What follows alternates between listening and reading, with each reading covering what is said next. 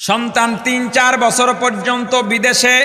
সন্তান ডাক দেয়া বলে, মা আমি তোমাদের সঙ্গে ঈদ তো করবই, ঈদের বাজার যা যা লাগে এখান থেকে নেওয়া যায় নিয়ে যাব।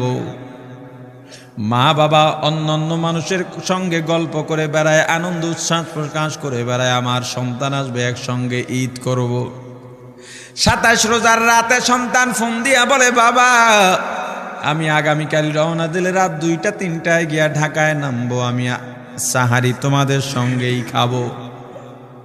মা বসে আছে, মায়ের সন্তানের বাবাও বসে আছে, সন্তান আসবে। রাত্র ২টা-৩টা হয়ে গেছে, সাহারির সময় হয়ে গেছে, সন্তানের খবর নাই। শেষ টাইমে মা বাবা সাহারি খেয়ে ফজরের নামাজ পড়ে দরজার মধ্যে অপেক্ষা করতেছে, সন্তানের খবর নাই। ৮টা, ৯টা, 10টা বেজে গেছে, মায়ের মনটার ভালো লাগে না। স্বামীকে ডেকে বলে, স্বামীরে আমার সন্তান কই, আমার মনটা ভালো লাগে না, একটা ফোন লাগাও। স্বামী ডাক দিয়া বলে, চিন্তা করো না, ঈদের সময় যানজট থাকতে পারে, চলে আসবে। কিছুক্ষণ পর বাবার মনটাও ভালো লাগে না, বাইরে নেমে পায়চারি করতেছে। হঠাৎ করে একটা ফোন চলে আসছে।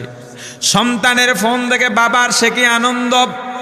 ফোন রিসিভ করে যখনই সালাম দিল, অপর প্রান্ত থেকে সালামের উত্তরে সন্তানের কণ্ঠ পাওয়া যায় না। বাবা ডেকে বললেন, বাবা তুমি কে? এটা তো আমার সন্তানের কণ্ঠ নয়, তবে মোবাইলটা আমার সন্তানের। ওপার থেকে ডাক দেয়া বলে, আপনি কি এই লোকে, এই মোবাইলওয়ালার বাবা? বলে, হ্যাঁ। আপনি এখনো বাড়িতে কি করেন? আপনার যেই সন্তান ঢাকা থেকে গাড়ি নিয়া ২৫০০-এর দিকে রওনা দিয়েছিল, ওই গাড়িটা ২৫০০ পৌঁছতে পারে নাই। পথিমধ্যে সংঘর্ষে রাস্তার মধ্যেই অনেকগুলো মানুষ মারা গেছে, অনেক যুবকও তার মধ্যে আছে। রাস্তার পাশে সাদা কাপড় দিয়া ঢাকা। দেখেন আপনার সন্তান এই লাশের মধ্যে আছে কিনা। মোবাইলটা আমি রাস্তার পাশে পড়ে পাইলাম। বাবা পাগলের মতো একটা দৌড় দিছে। মা মনে করছে সন্তান বুঝি কাছাকাছি চলে আসছে।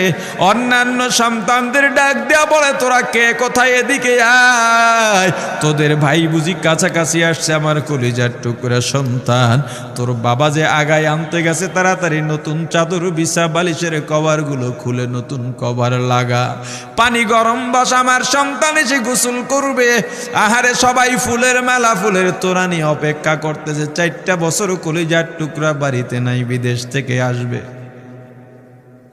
বাবা স্পটে গিয়া দেখেন অনেকগুলো লাশ সাদা কাপড় দিয়া ঢাকা। একটা একটা মাথার উপর থেকে কাপড় উঠান আর